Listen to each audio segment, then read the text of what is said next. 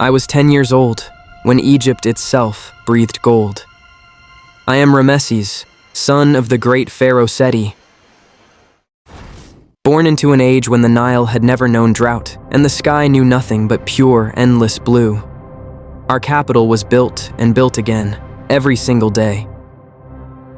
Priests scratching hieroglyphs into stone with bare fingernails before the chisels arrived. Merchants arriving from the far reaches of Africa, bearing ivory, incense, and secrets. And my father's soldiers drilling until they became a wall of flesh that no wind could pierce.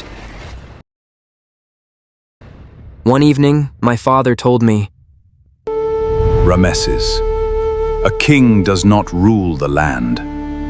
A king rules time itself. I didn't understand him then, but I would, when time itself came to break everything apart. That summer, the first stars fell. It wasn't just one. The sky itself was falling. Rocks from the void, each one the size of a house, splitting the earth like dry bread beneath a fist. Then the earth answered with fury of its own. The ground lurched as though a god beneath it stirred in restless sleep. The temple my grandfather built with 30,000 men, its columns cracked, and my mother screamed for the very first time in my life.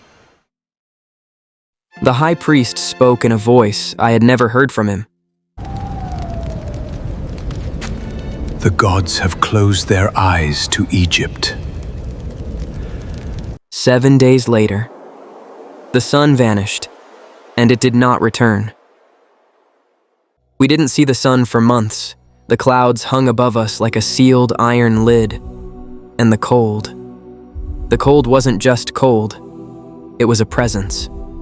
Like a vast, invisible creature walking the streets, pressing its palm flat against your chest.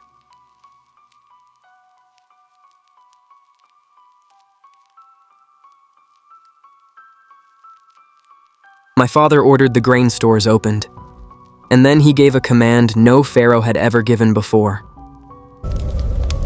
Feed the poor before you feed the soldiers. I watched my father age a lifetime in a single day, his black hair going white at the edges, and his eyes no longer laughed. In the second winter of ice, the beasts came, the mammoth, a creature our ancestors hadn't laid eyes on in thousands of years, returned from the south, from wherever the cold had gathered.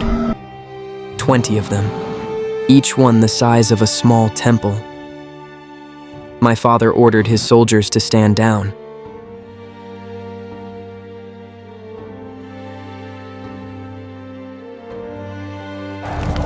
Do not kill them! They are like us, searching for warmth. Then came something far more dangerous, the saber-toothed cat. I saw it with my own eyes on the eastern wall. Its fangs, the length of my forearm. Its eyes like two burning coals in a pitch-black night. By the 5th year, I was the one leading the night watch. I learned that a beast does not attack when it is not starving. So I ordered food laid out at a safe distance every single night. And slowly, steadily, the mammoth became the guardian of the western gate. In the 10th year, the great storm came. 3 days where you couldn't see your own hand before your face, the wind screaming like 1,000 souls trapped beneath the earth.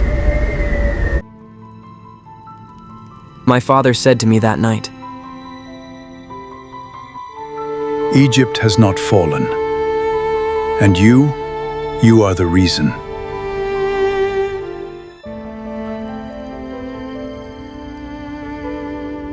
And he closed his eyes.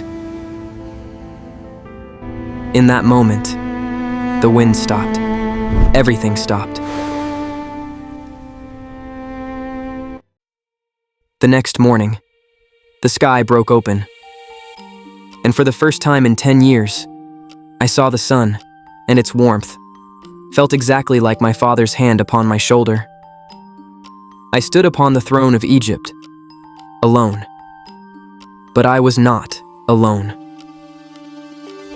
10 years of cold and blood and hunger and mammoths and fire stood behind me like an army that could never be defeated. They said the gods had punished Egypt. But I say, the gods were forging a Pharaoh,